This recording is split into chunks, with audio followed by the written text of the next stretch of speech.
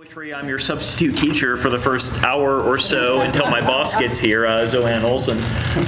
Here on Star Wars Day, May the 4th be with you. You'll note that my presentation says that it's May the 5th. I'm working here from the theory that if you make a very visible screw-up on the very first slide of the day, nothing that happens afterwards is going to be worse than that. We have been allotted 15 minutes for welcome and introductions. So we'll start. Is Luis Juan Tyler here from the Bannock Tribe? All right, well, we were hoping for him to say a few words, but we will move on. So joining us here today, we have Zoe Liptak from the city of Pocatello. You want to tell us a little bit about what you're doing and why you're here? CDBG funding is what's paying for this. Both myself and Lisa Ferris with the City of Idaho Falls are sponsoring that. Also, the Greater Pocatello Realtors Association is one of our sponsors, and we appreciate that support. The City of Pocatello receives an entitlement grant from CDBG, and one of our goals is to affirmatively further fair housing. So that's why we're all gathered here for this. I do want to tell everyone about one program that we do have. It's new, and it is the Lead Safe and Healthy Homes program. If you have a homeowner who is living in a home built before 1978, it's entirely possible they have lead paint. If you want more information about that, get with me and I'll get information to you. It is a grant-sponsored program, so let me know if you're interested. We'll put you on the list. All right, and so it strikes me that CDBG sounds kind of like a good name for a disco club. So, so what is your favorite disco song? I Will Survive. Good call. Good call. That was fast. Staying alive. Also. Yeah. There's a theme here. You could just keep going. Yeah, I could, but we won't. Right. We'll go into some deep cuts maybe if we have spare time this afternoon. Okay. Okay. Next up we have Lisa Ferris from the city of Idaho Falls. Tell us who you are, why you're here. I'm the same capacity that Zoe is, but in Idaho Falls, and we co-sponsor this every year. So this time it's in Pocatello, next year will be in Idaho Falls. You're all invited? Yeah, and I would like to recognize that IHFA is helping to sponsor as well, and these two ladies over here have been so helpful, Connie and Frida. So I don't know if Craig is going to be here today or not, but you'll be representing IHFA. And we also have our city attorney, Mike Kirkham, here. So, and I see Club Incorporated here. I'm sure there's others in the crowd from Idaho Falls, and just want to thank everybody who came up and attended the training today. I hope you get a lot out of it. And the IHFA also has sponsored all the snacks. Thank you for that. That reminds me, Lisa, favorite snack food? I don't know. I don't have a favorite. Popcorn. Okay. She's an equal opportunity snack. Yeah, if I just kind of left you out there sitting uncomfortably, you would eventually give me an answer. That's a theory that I'm working from. All right, next up we have Kenneth Monroe, who's here from the NAACP. Tell us a little bit about yourself and why you were here. From your work? Yeah, I mean, you can come down here and be on camera if you like, but otherwise, you can speak up and everybody... Will I be invisible then on the show? Yeah, you'll be a disembodied voice on YouTube. Yeah, I'm Ken Monroe. I'm president of the Pocatello branch of the NAACP. And actually, I'm here to just kind of share some information. Hopefully, when we get to the hot topics, I have some information that I'll probably just kind of burst in and say, what about this? But basically, what we've been doing here locally is just working with people who have concerns about whether fair housing issues arise for them. We try to do a lot of things on referral. We try to get them the correct property management companies to help them out in their endeavors for housing and whatever. I think the biggest issue that I would probably talk about, or at least bring up, is the fact that most of the people that we work with or that come see us are people with the college and younger people. So there are some concerns about them getting into rental housing, as well as, probably being first-time home buyers. The other issue is when they try to locate where that housing is going to be, especially for minorities, they consider more than where they're actually living. And so they look at their job situation they look at the schools that are around them, and they're very aware of those opportunities to move into places where people are similar to them. That sounds like you might be steering them in certain directions, but certainly when they look at the schools, they want the children to be in schools where they recognize there is a difference and that their children are treated accordingly, not bullied, and those type of things that could come up. So certainly those are issues that are being addressed when people come to Pocatello, or if college students actually graduate and decide they're going to stay here. We do have a lot of concerns about whether economically they think this is a good place to live, but that's probably another subject. So in terms of housing, that's kind of where we are right now.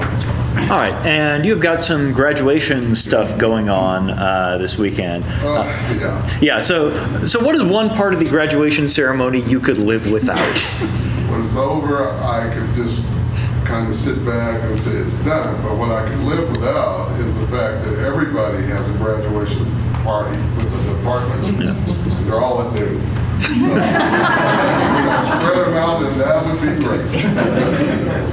All right, next up we have Lauren DeVoe. She's with Morris Sperry in Utah, who's come up to do some talk to us. Tell us a little bit about yourself and what you're doing. So, I'm Lauren, and I practice pretty much exclusively homeowners association and condo association law in Salt Lake.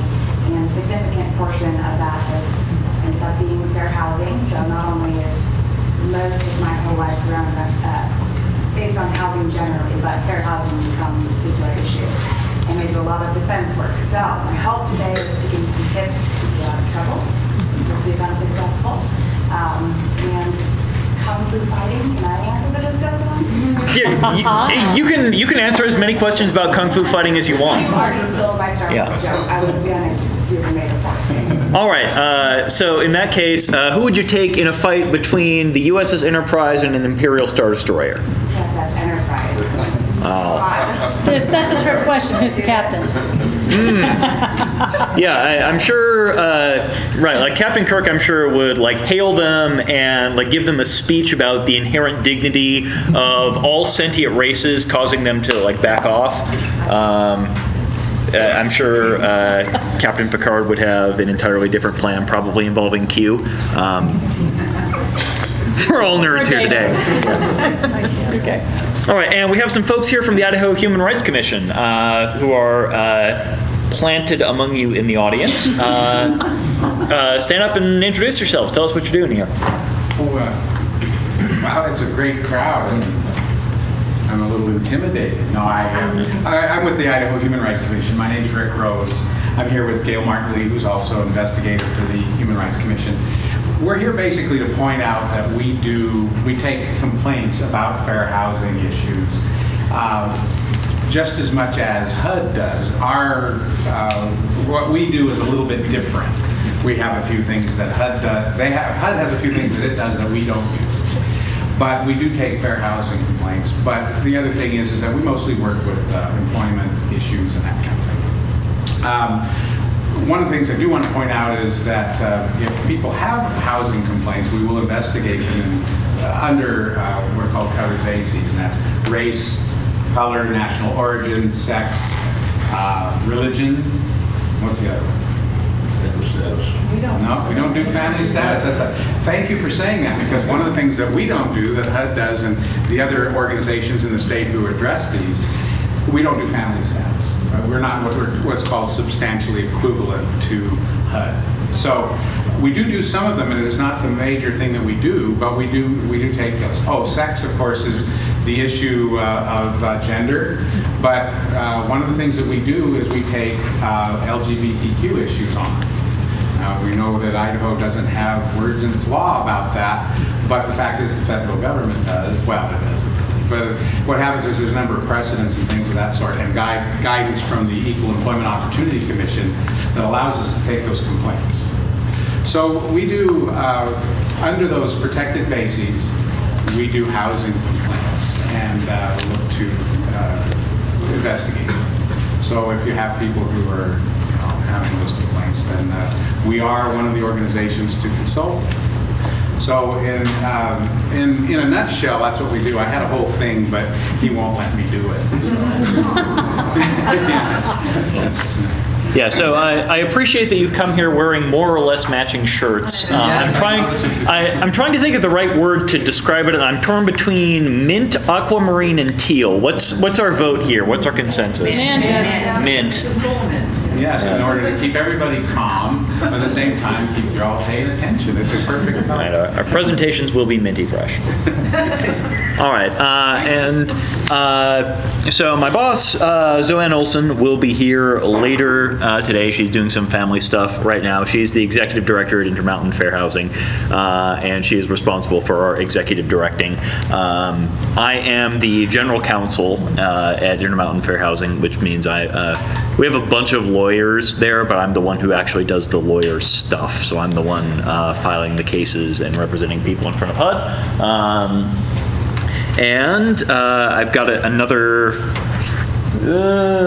minute or two to kill, but who cares, right? You are sick of seeing me waste time like this, so let's move on to the actual important part of the presentation, the fair housing basics. So this was originally designed as a 1-hour presentation, and Zoanne, with her usual optimism, said, well, Mike, just take it and, kind of expand on things, and I'm sure you'll do fine. So if I'm flailing out here, which is a possibility, that'll hurt. Just give me a yell. Yeah. Save me! All right, so I've started with our mission statement. We are a nonprofit organization. We have a mix of federal and private funding, nothing from the state at the moment. Our mission, we want open and inclusive housing for all people. We're advancing equal access to housing based on all the federally protected classes, plus a few that are not federally protected because, frankly, we wish they were. We are out to prevent discrimination from happening. We're doing that through educational events like this one. We give referrals to people who call in. We are, if you're a housing provider and you need to know more about this, we've got position statements, we've got educational pamphlets, we've got whatever we can mail out to you. We are generally skittish about providing advice about particular situations to housing providers because we don't want somebody to come in and say, hey, you're conflicted out because you advise on this particular issue, but I can send you general position statements on a bunch of stuff. And if somebody comes in and reports that they might have been a victim of discrimination, we talk to them, we investigate, we try and get to the bottom of the issue, and if necessary, we file complaints before HUD, and if it's particularly egregious, we might go to court over it. So, Fair Housing Act. It's been around since the 60s. Its 50th anniversary was last month. And it prohibits discriminatory housing practices, which we will get into later, based on 7 protected classes, which we will discuss in the next slide. There are exceptions, and this was originally drawn up for a group of real estate agents. So every one of those people do not need to worry about the exceptions because they're all in the business of housing. Some people here might not be in the business of housing. If you are a person who owns 4 or fewer units and you're not using a property manager, then you may be exempt. If you are renting out a room in your house, I am a fair housing exempt provider because I'm renting out a room in my condo, so I'm exempt from almost all of it. We will discuss later the things that you are not exempt from. Incidentally, I am used to just having questions flung at me while I am speaking, so if you have a question, feel free to interrupt me. But no food items, right? Are they food items I could potentially catch and eat? All right, so we have 7 protected classes. This is the best image I could possibly find for the number 7 to try and keep your attention. Go Hawkeyes. So the first one is race. The second one is color, which is thrown in there kind of as this was before the census had come up with the idea of Hispanic as racial category. So that was one of the initial reasons why color was included in there. And today it covers a wide variety of things. Religion is in there. Sex is in there. We're not sure if that includes sexual orientation and gender identity, at least on the federal level. The argument against it is, well, sex was added in 1972, I think. Yell at me if I'm wrong. And the people who were drafting it then were probably not thinking of including orientation and identity. The argument for covering it is, well, if you would exclude a man who has sex with men, but you would not exclude a woman who has sex with men, then you are discriminating based on sex. There doesn't seem to be any movement in Congress to change that right now, so this may be one of those things that gets sorted out in the courts. But if you are in some Idaho cities, you may have a local ordinance that says, we prohibit discrimination based on sexual orientation and gender identity. So a complaint on that might go to City Human Rights Commission rather than to HUD. National origin is covered. That includes not just people who were born outside the United States, but also like ethnicity going back. So excluding Italian Americans would count as a national origin issue. So you mean ancestral national origin? Yes. Familial status is the presence of children. Everybody's got over 55 communities around because familial status was added in the late 80s when there were already a bunch of over 55 communities around. There were a lot of them in California and Florida, and legislators in California and Florida said people are super ticked off that you're adding this. So under certain circumstances, you can qualify as a 55 and older community, and under those circumstances, they can adopt policies restricting children. If you don't know if you're an over 55 community, you aren't. And the last one is disability. This is another one that was added in the late 80s. The act says handicapped. Everybody says disability these days. The two terms are simultaneous as far, and by simultaneous I mean synonymous. I should stop trying to talk. Simultaneously synonymous. Yes, You said it was the same. yes. Me not talk good before noon. All right, so we mentioned the term discriminatory housing practices, or why non-lawyers should read the Code of Federal Regulation. Not just because it's a ripping yarn, but because the Code of Federal Regulations got updated a few years ago to add really good examples of what constitutes each of the kinds of discriminatory housing practices that are covered by the Fair Housing Act.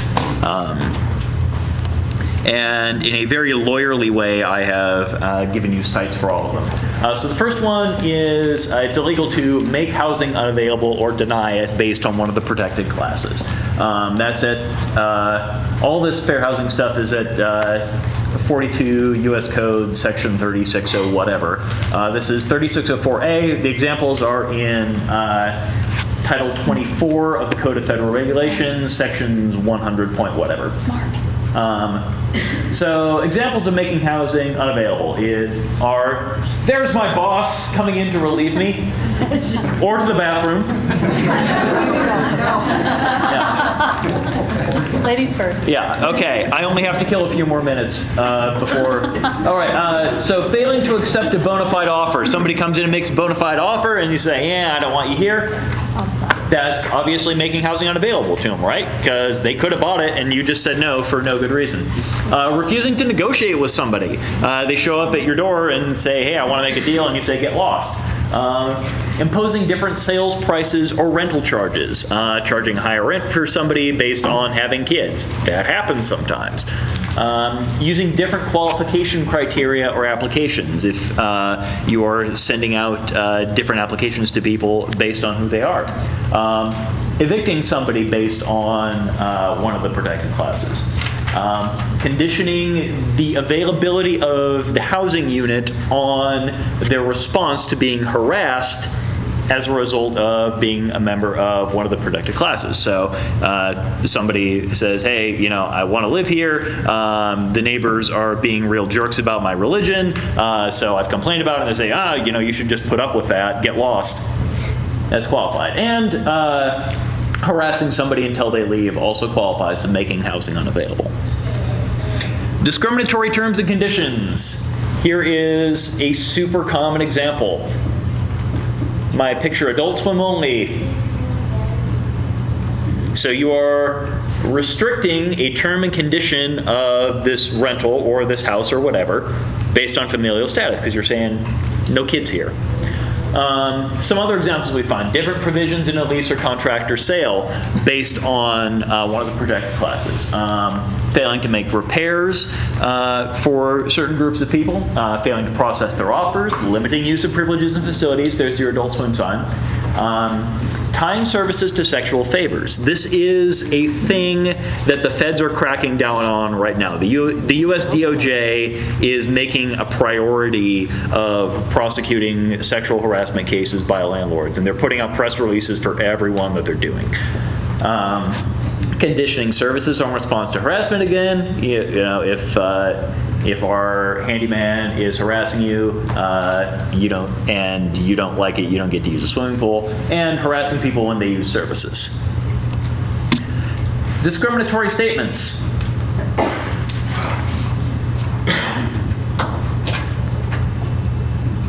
And she's here.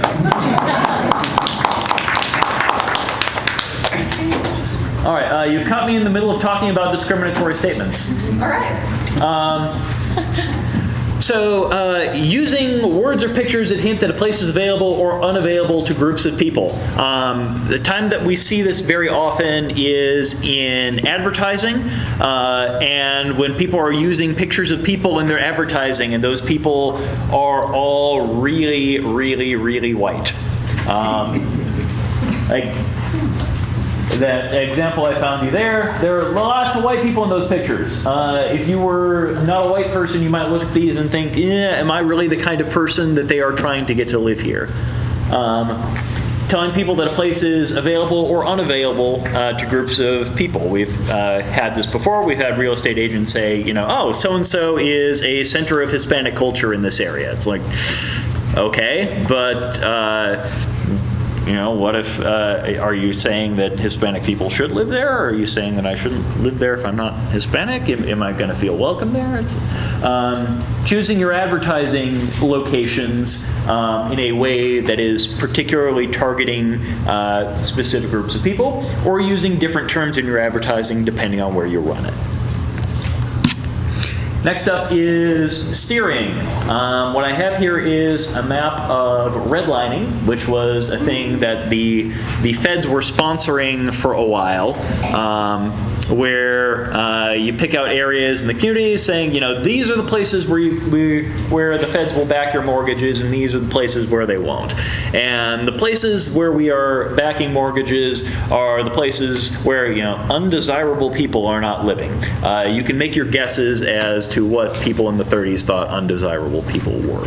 And in areas that had a lot of this redlining, you can still drive around town and get an idea of the areas that were where the feds were not going to back your mortgage.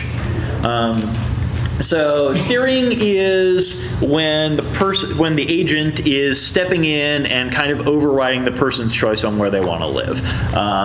So lying about availability, you know, this unit, sorry, this has already been rented or it's already been sold when it hasn't. Lying about conditions of rental or sale. Enforcing restrictive covenants that may have already been there. If you look back at very old HOAs from the 40s and 50s, a lot of them will have terms in there saying, okay, nobody of the following races gets to live here. Failing to offer a place because of somebody's protected class, or lying to them in response to harassment. Yeah, we've totally taken care of that. We haven't. A couple of other violations. Blockbusting, running around the neighborhood saying, hey, such and such an undesirable person has just moved into the community, time for you to sell. And coercion, retaliation, getting in somebody's face over reporting a fair housing violation. So, moving on, we're going to reasonable accommodations and modifications. This is the trickiest thing to learn in fair housing. And the reason why it's different is because most of the time fair housing requires you to treat everybody the same way. But a reasonable accommodation or a modification requires you to treat people differently. And accommodations and modifications are available based on disability. They're not available on other protected classes. I know in the employment world, there's some questions about accommodating people based on religion. That's not a thing here. RAs and RMs are based on disability. And the goal is to ensure that the reason you are treating the person with the disability differently is because they need to be treated a little differently in order to have the house in the same way that they would have it if they were not a person with a disability. So it's divided into two versions. They've got accommodations and modifications. An accommodation is a change in your rules or your policies or practices or whatever that are necessary because of your disability. And the housing provider bears any costs that are involved in the accommodation. We'll go into costs a little later. This is the point in the presentation where I'm starting to expect people to have questions bubbling up into their heads, and once they have fomented into a place where you feel comfortable bursting forth with them, go ahead and shout them at me. Reasonable modifications are changes to the premises. So that's, the example everybody gives is putting in a wheelchair ramp. Normally, the resident bears the cost of the modification, unless it's public housing or unless the cost is so trivial that the landlord can bear it. So, for example, lowering a light switch would be a cost the landlord would probably bear, but putting in a ramp, the tenant would bear. Yeah, I don't know how much it costs to lower a light switch. Now, if, like one example we've seen is the countertops here are too low. So if the solution to that is actually put in completely new countertops, that's probably on the resident. If the solution is we're just going to run down to Home Depot and buy this thing and put it on top of the countertop so you can actually use it, that might be more of a landlord solution. And if it's a modification, then if it's privately funded, the tenant will have to pay.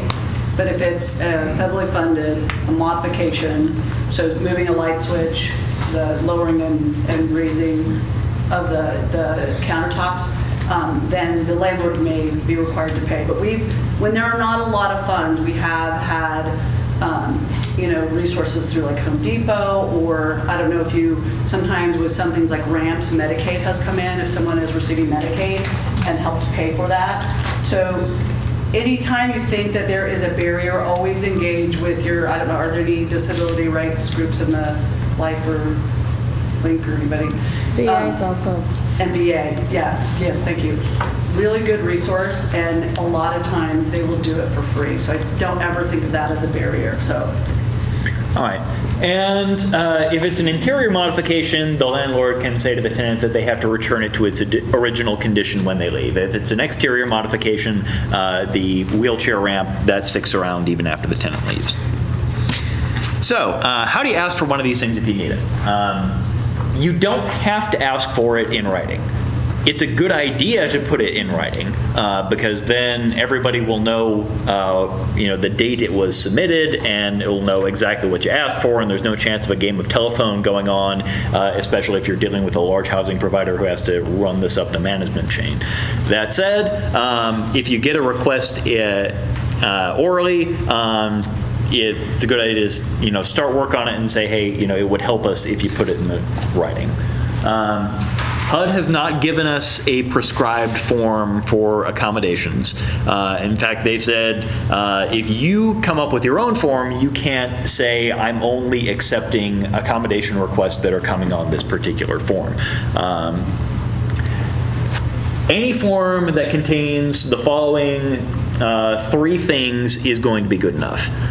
Thing number 1 is the person has a disability. They don't have to say what that disability is.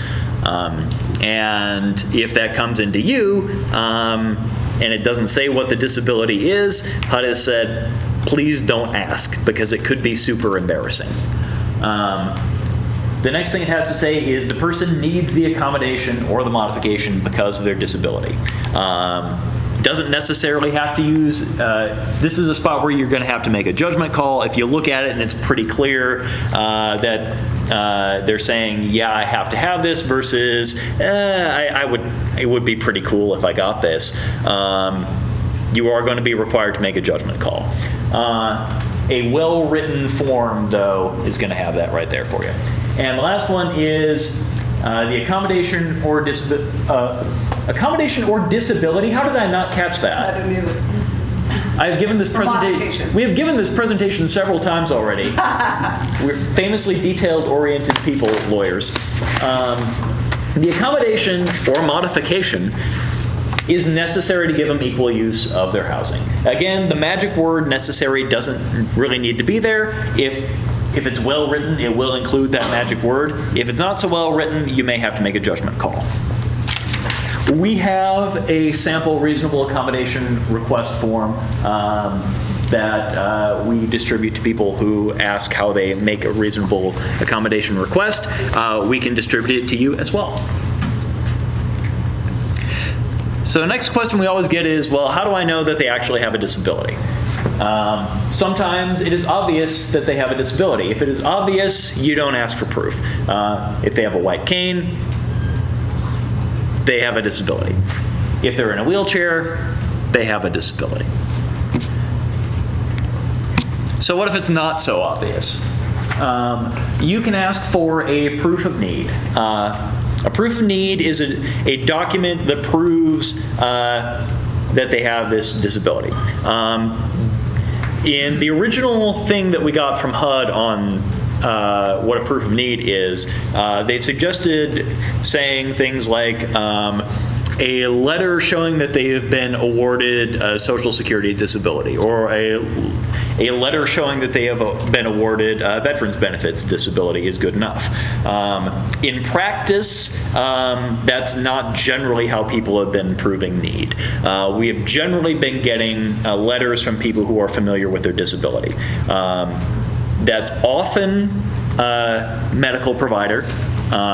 It can be a counselor, it can be a social worker, it can be anybody else who is familiar with the disability. And the letter proves 3 things. First of all, yes, they have a disability. And again, they don't have to say which one it is. The second one is they need, here's why their disability requires them to have this accommodation. And the third one is, yeah, they need it to have equal use of their housing. Yes? It can't be required that one of those particular letters is required. You can't say, oh, you have to have something from Social Security, or alternatively, you can't have something from the VA. It can be one of those 3 things, right? I mean, in other words, yeah. And this is require a particular form, is that correct? Right, and this is another spot where people are required to make judgment calls. And I know people are afraid to make judgment calls in fair housing because we know that in every other category, you are required to treat people the same all the time, and you're being asked to treat people differently now. And it's like, oh, what happens if my judgment call is wrong? We'll go into some more about that later. we also have a sample proof of need form available. And we recognize that a lot of medical providers and counselors and so forth are not familiar with this process, and they don't write good proofs of need. They don't always give you the information you need to know. We want to work with them more to give them more training on how to know when to write a proof of need for somebody and how to make it well written. In the meantime, though, we're talking to you about it in the hopes that you'll pass the word on. So here are some please don'ts. First of all, don't ask the diagnosis. Don't ask questions about the nature or the severity of the disability. My second please don't is don't directly contact the person who fills out the proof of need form. If the proof of need has not been done well, the easier thing to do is to go back to the resident and say, hey, here's our issue with it. I know some folks, I've seen some other trainings where people will say it's a good idea to make a phone call to the person who fills out the proof of need form. That is a double please don't for me, because if you're making a phone call, then the communication you're having with them is not in writing. So if somebody, and that's for your protection as well, because if somebody down the line comes back and says, hey, when this guy made this phone call to me, he said all these discriminatory things, you're not going to have a paper trail to prove that you didn't. So if you're going to disregard my advice and contact the people who fill out the proof of need form, do it in writing so there is at least a paper trail that demonstrates that you didn't say anything discriminatory. Zoanne is looking super mad at me for saying, okay. No. I need to just be really careful because for that very reason, Yeah, it's anybody who has watched as many daytime court shows as I have understands the importance of putting all your communications in writing so you can refer to it later if you need to. Don't ask for a HIPAA release. A proof of need is not really like a prescription. It's not really like medical treatment because, a proof of need can come from people who can't write prescriptions, like social workers. A proof of need can just be a letter from the VA. You can't just take your disability award letter to the VA, to the pharmacist, and say, fill this. So the information that you're getting here is not protected health information. There's no need for you to ask for a HIPAA release. Don't dilly-dally on this. I know if you're working for a very large property management company, you may have to pass things up the chain, but try and be prompt because a delay can be treated as a denial. HUD did not tell us how long a delay is before it's treated as a denial. We're in the wonderful world of judgment calls again. And don't charge a fee for an accommodation. You wouldn't charge somebody a fee for having a parking place, disabled parking place, would you? I hope you wouldn't. So that would apply to any other accommodation somebody might need. Mike, could you go back one? Yeah. Okay. So Rick, I was going to talk. So the proof of need form is different. It's a verification for a non-obvious disability, and you don't know why someone needs an accommodation, like, large font or emotional support animal, which I promise we'll get to. Yeah. FYI, you're not. You might not be on camera right now. That's fine. Okay. But with Rick, when you were mentioning the VA letter or Social Security letter, that is not the same as a proof of need. That is a letter saying that they have an obvious disability because they have that documentation. But when they ask for something, if it's not obvious why they need that thing, so you don't know why someone with a sight impairment who has a CNI dog needs, we've talked about this example 12 million times, but needs the gecko or needs some other animal, that may mean when it's not apparent why they need it, why it's not obvious. That is when you might engage in this thing where they may use you may request a proof of need because you don't know why they need that accommodation. Does that make sense? So those are two different forms. And I just want to make sure we clarify that so people can go, oh, I need your VA thing. Don't. The VA letter can show that can show the existence of the disability portion, but if it's not clear to you why the thing that they're asking for is connected with the disability, you may still need to get answers to the other two questions from the people with the proof of need form. Would you agree that it's probably best for a landlord or a property manager not to know what the disability is as much as possible? Yeah, that's a good idea. It's a good idea to avoid finding out details about the disability, because everyone who has ever lived in multifamily housing can tell you that gossip is a thing, as much as you try and control it. So the less information you have about the disability, the less likely that it is that information about the disability is going to leak out, and then you're going to have a gossip mill, and then residents are going to start being nasty to each other over gossip about disabilities. Well, and also the less likely you can be to get blamed for leaking that, because you didn't know. Right. You didn't know what it was, so you couldn't have told anyone. Right. Or someone on staff is prejudiced because of whatever the disability is. So you always have to make sure that not only your staff, or it's going to talk about this, not only your staff has training, your colleagues have training, but also your fair housing complaint by not sharing confidential information. So yeah. All right. Moving on. When do you get to turn down a request? Well, in both cases, if they don't actually have a disability. If they're requesting it based on some other protected class, you don't have to grant an accommodation. You can still think about it. If what they're asking for isn't related to their disability, and they're not able to come in with a proof of need that says, yes, because I have this disability, I need you to do this other thing. For an accommodation, one of the things is changing the nature of your service. So if somebody came into your office with an RA that said, hey, because of my disability, I need you to come in and take my garbage out instead of me doing it.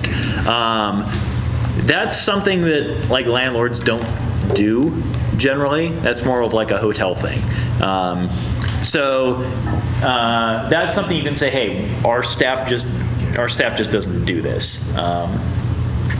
And in the modification world, a modification has to be workmanlike. So if they're not getting permits that they need to do, or if they're building their wheelchair ramp out of balsa wood or something, you can say knock it off.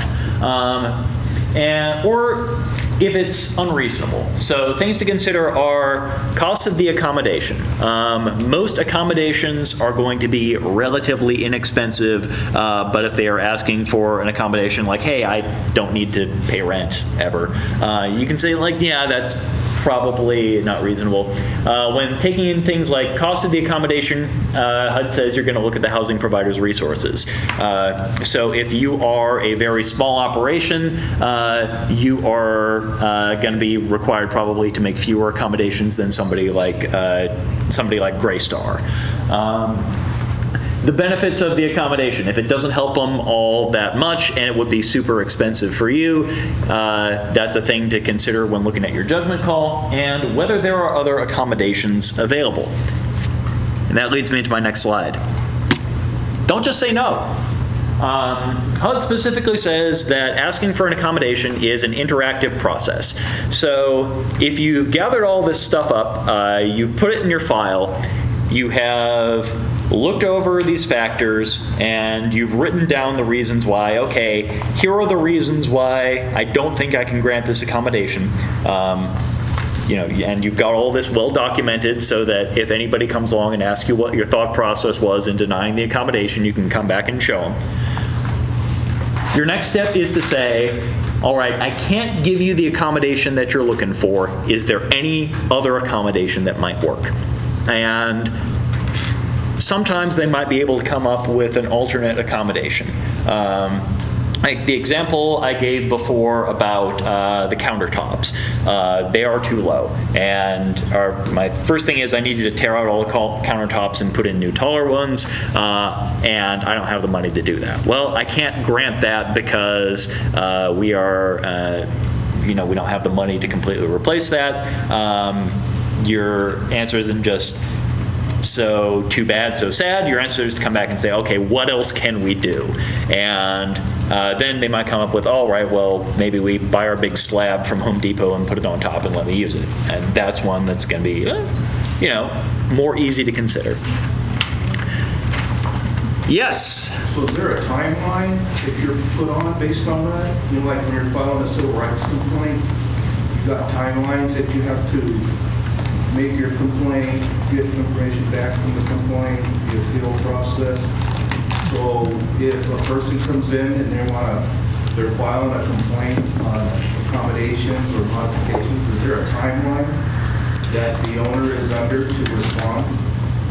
So the filing timeline, if a person's going to file in front of HUD, they've got 1 year from the date they were last discriminated against. And if they want to go to federal court, they've got 2 years. And once the case has been filed in front of HUD, HUD's going to spend some time processing it and then mail out the owner and say, we got this complaint, here is an invitation to conciliation, this is where we're going to talk to you, we're going to talk to them, and we're going to try to hammer out a deal. In the meantime, we're also going to have our investigators talk to people. If the owner does nothing in that time period and doesn't respond to anything, the biggest risk is that the investigator will decide, all right, they're just not participating, so I'm going to go in and make my findings of fact based purely on what the complainant is telling me. And then prior to that, it will depend on and I'm sure Lauren can talk about this too later, and Mike as well, but it depends on the facts and circumstances. Each case that comes forward, so if someone says no children, we're not going to rent to children, and we have an ad that says no children, and we have 3 families that come forward and say, I keep trying to rent from property manager A, B, and C, and every time we go, they won't take families with children, but they'll take families without children. That is easier. We can call them and go, hey, you have to take families with children. You're not a Housing for Older Persons Act. We give them that information. We try to educate them if it doesn't correct. And I don't know if you talked about testing, but we do tests to corroborate. We may not in that case because we have 3 families who came forward and have all said the same thing, and we have an ad that says that, and maybe their rules say that, so we have written evidence. And if they're not willing to change their policies and practices, then we let them know, typically, that we are going to proceed if we can't resolve this because we, under our grant, are required to file with HUD. And we are required on a very short timeline, like literally 30 days from the end of our investigation, as best we can. If it's a systemic investigation, it may take a little longer. And then once, as Mike said, once that's filed, within 10 days of it being filed, then you'll get a notice. The respondent would get a notice that the complaint has been filed. And then they have 100 days. HUD has 100 days to mediate it. It's called conciliation. And then they sometimes use an extension. Sometimes cases last a long time, and sometimes they're short. Most of the time, when we have about 2,000 calls a year, of those, about 1,400 are fair housing related or parsed out. Of those serious allegations, about 250 of those 250, we may file about 29 cases with HUD. 29 out of 250 after we've investigated them, and typically only 3 in federal court. That's a really small amount.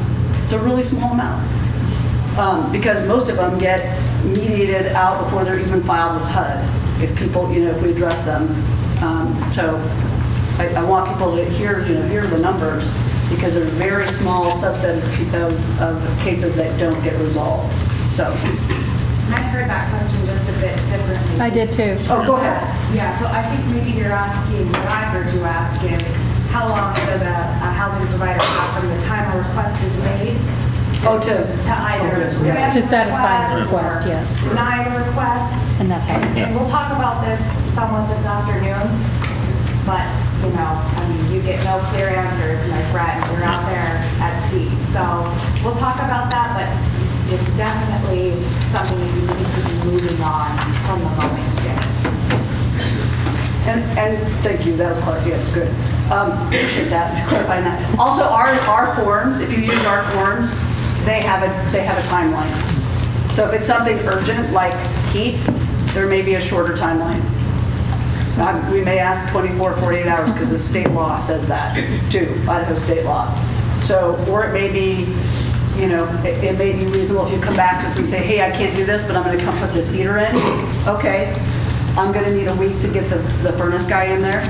We're having an interactive dialogue right now. That is the great response. When my friend, a friend of mine came to a developer, my predecessor, he'd had several cases with him before, and he came to me and said, okay, we cannot put another, air conditioner in this unit. And an alternative, I'm going to go around, I can put fans in because this is what we can do. They did affordable housing, they didn't have a lot of money.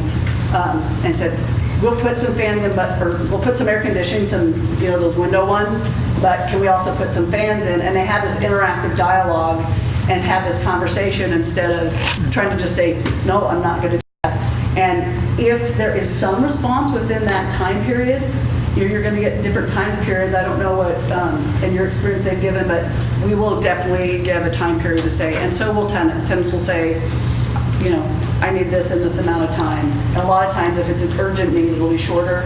Just, as she said, don't delay. I had one where they needed a parking spot, and it took 6 months, and we couldn't go put something on there we had to go call HUD, we had to call everyone because it was a federally funded. They had to go call someone in Denver, Colorado for a property that was in Boise to get approval. So we put up something, we put up something ourselves because we were like, we got permission from the thing to have something there because the person, that's unreasonable to get some that they had to officially, because the property manager didn't want to get sued. But their company was not being reasonable with 6 months is, need a parking spot right in front of your door. It's kind of serious when you're in a wheelchair. So. Yeah. Just additional, if you're receiving federal funds, would you have to respond to that accommodation? Either way, 504, yes. Yeah, either way you should, whether you're receiving federal funds or not. But Lauren's going to talk about it too, but if there's a time period, better not to delay, better not to ignore, delay, deny outright. The conversation is so critical that you're making sure that if it's something you're trying to get done, that you have the idea come from the person and that you work with them.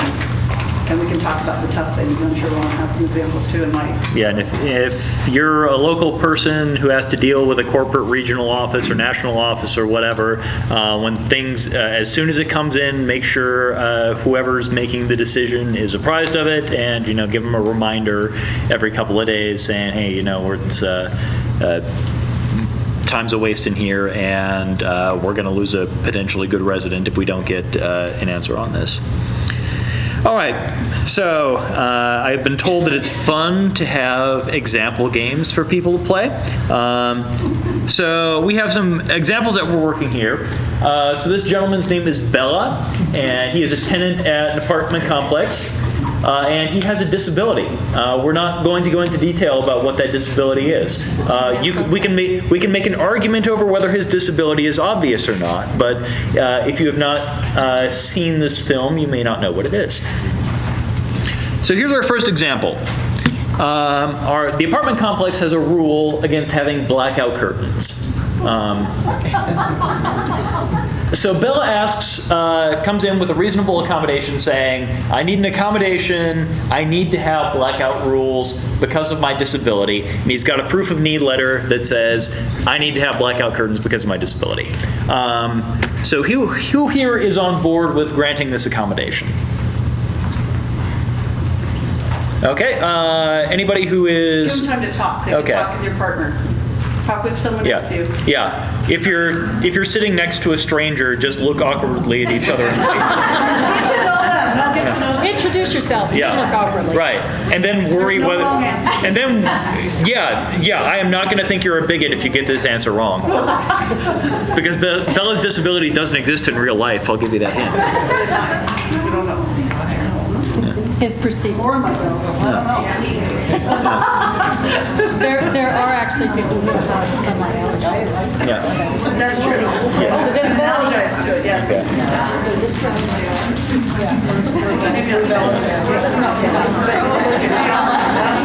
Okay. Yes, there is. I haven't seen it yet. Yeah. Okay. So we've had a bit of schmoozing here. We've had some great intellectual conversations about what we're going to do here. So who here wants to make an argument in favor of granting this accommodation? Go right ahead. I think you should grant their accommodation because it doesn't, if there's not a high cost involved, it's a pretty simple ask. He proved that he had the disability and the letter of need. Okay. Can anybody think of any reasons why we might not want to grant this accommodation? Grant it for one, you grant it for all. But they just said, I think something that's a common concern when people come in like with the ESAs or when people put the curtains in their windows, even if it's not permitted, is then you have someone else that comes in and says, I want to do this too. Why can't I if this person did? How do you properly explain that without leading into the effect that they have disability? Yeah, it's hard to say that. I think Zoe has some recommended languages. Yes. So I always say... Her recommended languages are English, Spanish, and French. I should have said that differently. And Lauren, you can share too, and also Carmen, you can share if you want to. I think it's really important to make sure that you say we're a fair housing provider, and while I can't discuss each tenant's individual situation because I have to keep it confidential, we comply with the Fair Housing Act, or we're complying with the state and federal law. You don't even have to mention fair housing. And each case I have to deal with on a case-by-case basis, and this case was properly addressed. No more than that. Because even, let's say you do have other people come forward who need, because they've been educated about that this would also help them. As Zoe said, there are actually people who have allergies to sunlight or that need ESAs or need the accessible spot. We've had, particularly in senior living places, where one person gets a parking assigned to them, and then another person will go, I need that too. And if they have an obvious disability with an obvious need, you should grant it. If they don't, then if they bring in that proper, they bring in a proof of need, then you should engage in that dialogue, and after you do your discussion, if it's appropriate, if it meets all those terms, you should grant it. So I understand that, but sometimes people don't know the law on both sides. So that's why this is a really good opportunity for you as a fair housing ambassador to have these discussions. So yeah, I mean, I would echo that. I always encourage my clients to explain that they're committed to following federal law and the Fair Housing Act, and explain the basic parameters of making accommodations or modifications.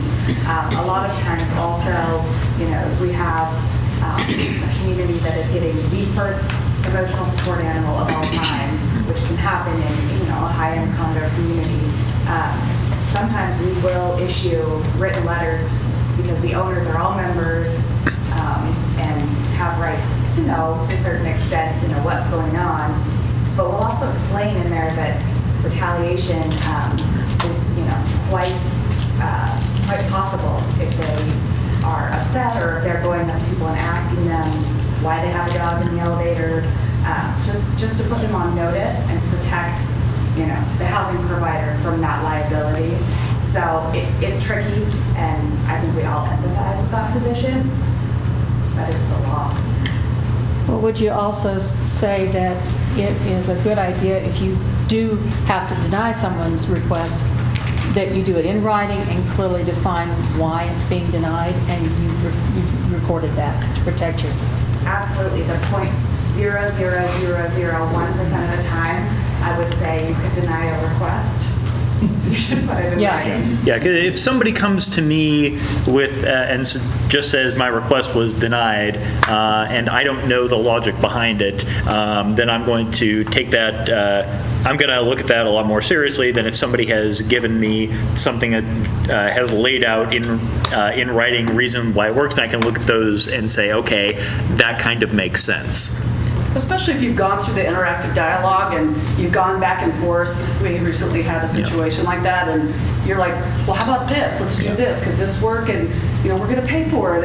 And then the person, the tenant or the resident who owns the condo says no. And if you keep going back and forth and you try every idea that comes forward and it just isn't working, it's going to the area of unreasonableness, because you're trying to be reasonable within your ability, financially and administratively.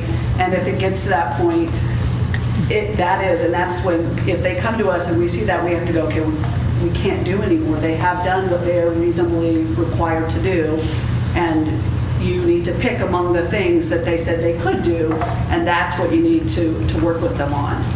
So if our person that's coming saying, hey, they denied this, is being unreasonable after we see all the things that were offered, that in fact sometimes they're the suggestions of the person, then, that is probably not a fair housing violation. So I think that's hard. Very good question. I appreciate it.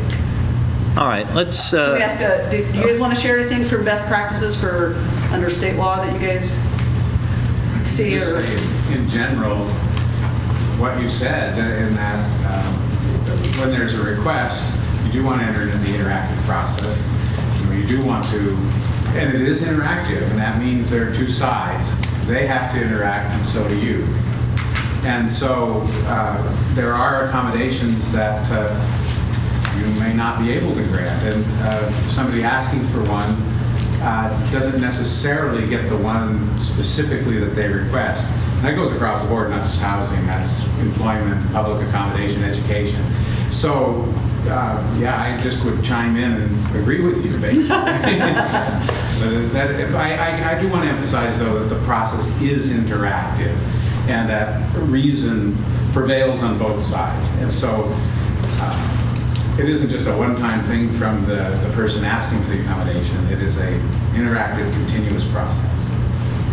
And actually, when I was talking about denying, I actually meant people who were trying to piggyback on someone else who had already gotten an accommodation. If you're denying those, be very clear on why you're denying it, because they haven't provided sufficient proof of need or whatever. Yeah, so I mean, I think that it's very rare that we have to deny in those situations, because when someone with a non-obvious disability is coming and asking for similar accommodation, Right. they've seen granted to someone else, and you push back and ask for that reliable verification of a disability and proof of that need, most of the time they just abandon it and walk away. So it's very rare. We'll talk about later the rise of the dog tour and sort of pet online letters for animals, because I know that they are a growing feature of my life and they're a growing feature of your life. And so that's one of those issues about getting that kind of reliable verification and walking that line, making those judgment calls. But I think once you ask for that, we usually just abandon it. Okay.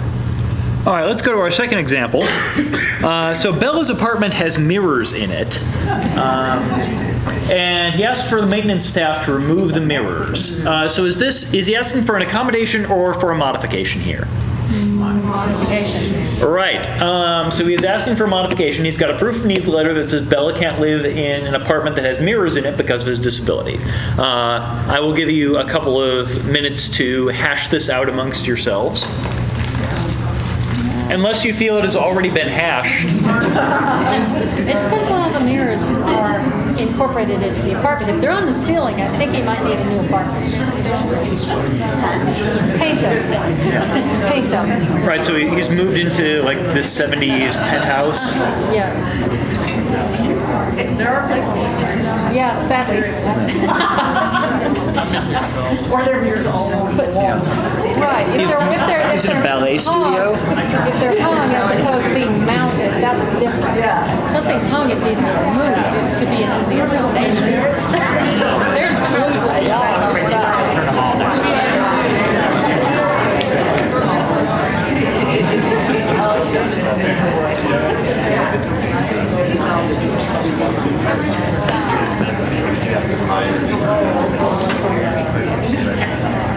All right, so now that we have taken a little time to reflect on this issue,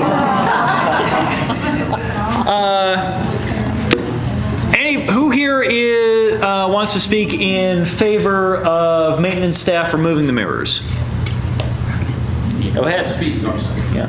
I just think, well, it's a simple solution, and you remove the mirrors, and then when Bella moves out, you put the mirrors back. Why didn't Bella want them out before you moved in the apartment with the mirrors there? Yeah, so it's, I may have written this up badly. Normally, it may have been that Bella has only recently acquired his disability.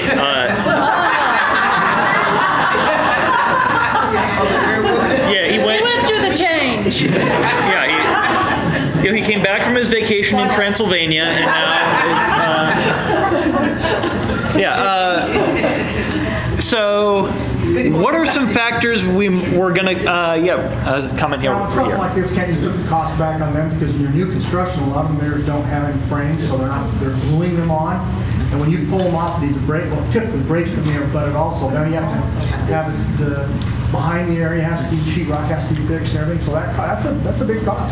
Yeah, so that is, leads into my next question, which are, what are the things that you're going to, when you're giving a written response to his request, what are some of the things that you're going to write down in there when we're discussing who's going to pay for the accommodation? I might just offer an alternative accommodation. Like, can I cover those mirrors? Some way that's very easy to remove for the next tenant. And, that we can argue about whether he has to accept that or not, but it's a start. Okay, any other thoughts on things you may want to consider when getting a request like this? All right, let's... Who pays for it? Yeah. Who pays for it in this case? Yeah, I think you can make awfully good arguments on either side depending on what the mirrors are like in this place. If they are just hung up on a nail on the wall in an older complex, the cost of taking them down is going to be trivial. If it's a newer construction where it's glued on, you've got sheetrock problems and whatever, then there's a better argument for Bella to do it. I am not a construction guy, so I didn't write details like that into this example. And they wouldn't fit on the slide anyway. You guys are higher level right here. Yeah, I mean, you're all smarter. Yeah, you're smarter than I am because you didn't go to law school. All right, let's go to example number 3. So, Bella asked the manager to impose a new rule banning people from his apartment complex from using garlic when they cook. And he has a proof of need letter that says he is severely allergic to garlic. So this is one, I don't have a pun like reflecting on this one. If you can think of a garlic pun that I can use to tell you to talk about this for a minute or two, please shout it out. Otherwise, just talk. We'll marinate on that. Oh, there you go. Nice. Not bad.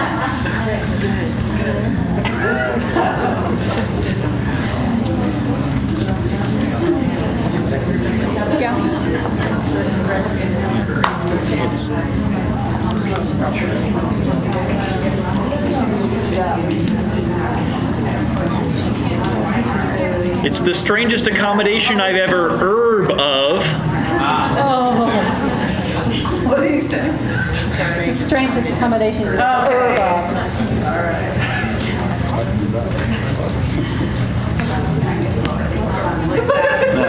We're working on it. Well, at least you didn't use clothes. It's fun. Okay.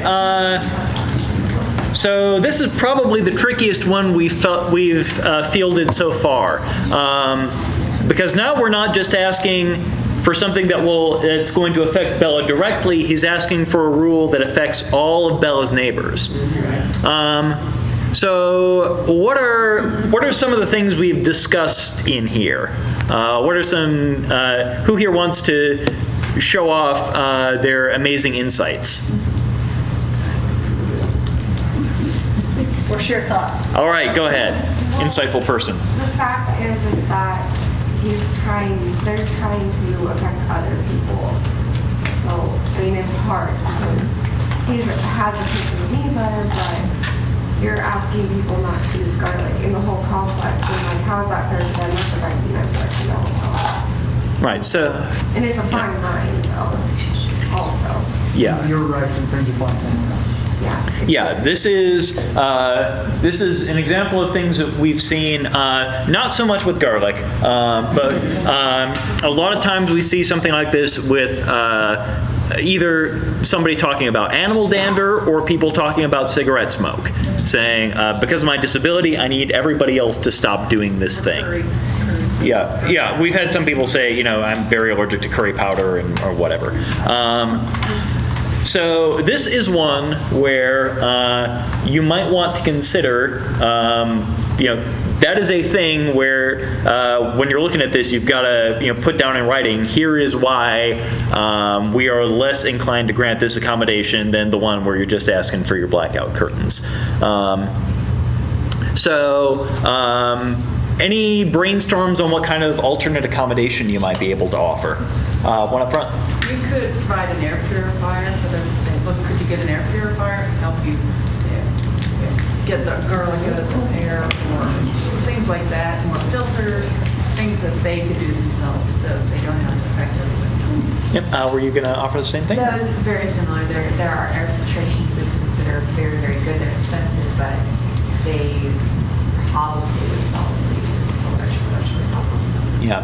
And if it's a respiratory allergy, in other words, inhaling it is what causes the problem, and he's worried about having to traverse through hallways or common areas, then he perhaps should use a respirator. Yeah.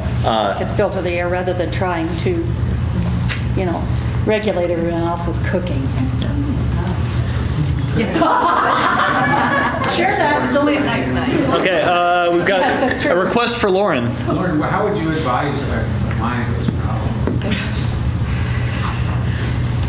I'm going to go out on a limb here and say I want to do a really thorough analysis about whether this request qualifies as an accommodation, because you're not seeking something that's just a change in the housing provider's rules that pertain to that individual.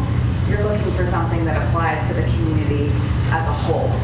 But this is, notwithstanding that, which is expensive, so I'll warn you of that. This is the perfect opportunity for the interactive process. This is when you talk about the air purifiers. Depending on the layout of the complex, perhaps this is the time to talk about maybe a unit on the end that is coming available where you're not going to be surrounded by all of the cooking smells from your neighbors to the same extent.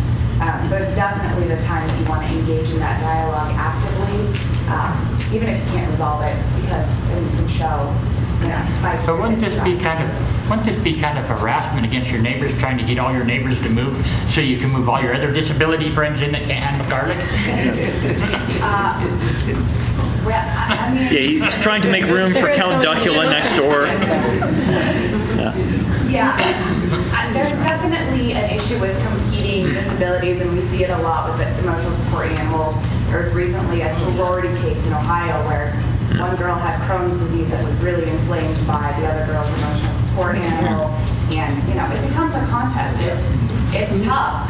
It definitely is, but you gotta at least engage in the dialogue before you mix it. Yeah, so on the sorority case, what the housing provider did that got them into trouble was when the girl who needed the dog came in and said, I need the dog, and the roommate came in and said, don't give her the dog, they just listened to the roommate. The court looked at that and said, okay, so you've got two people with disabilities here, assuming that the woman is right about the Crohn's disease, and you're treating them differently based on their disability. You're saying, okay, this disability is privileged over this disability, and you're making them go through different processes. So kind of the recommendation that we're seeing from the court, which is not, it is not like guaranteed law yet, but a good idea, is treat the first request in a vacuum, the request for the animal in a vacuum, look at it, grant it, don't think about the roommate. And then if the roommate needs an accommodation because of her disability, she should go through the same process. Come in, file her own, and then look and see if there's another way to do this, like, say, putting them in different rooms. All right. Yeah, so here were the solutions which HUD asked us to put in here. I would have recommended granting blackout curtains. Modification, I would have recommended granting, but paying for it is going to depend on how much it's going to cost to remove it, how big the housing provider is. They do have to put the mirrors back when he gets out. Number 3, it doesn't look reasonable to me. And because the proof needler just said allergy, there's some question about whether this allergy is severe enough to qualify as a disability. Disability is what, Zoe? What? A mental or physical impairment that substantially limits one or more major life activities. Very good. Ding, ding, ding. Yeah. Yay. So here are accommodations that we're going to see a lot. Additional time to move out for people who have mobility impairments. If you are in a wheelchair, it's going to be an awful lot harder for you to get all your stuff out in 30 days than if you are not in a wheelchair. Waiving a no cosigner rule for somebody whose only source of income is disability.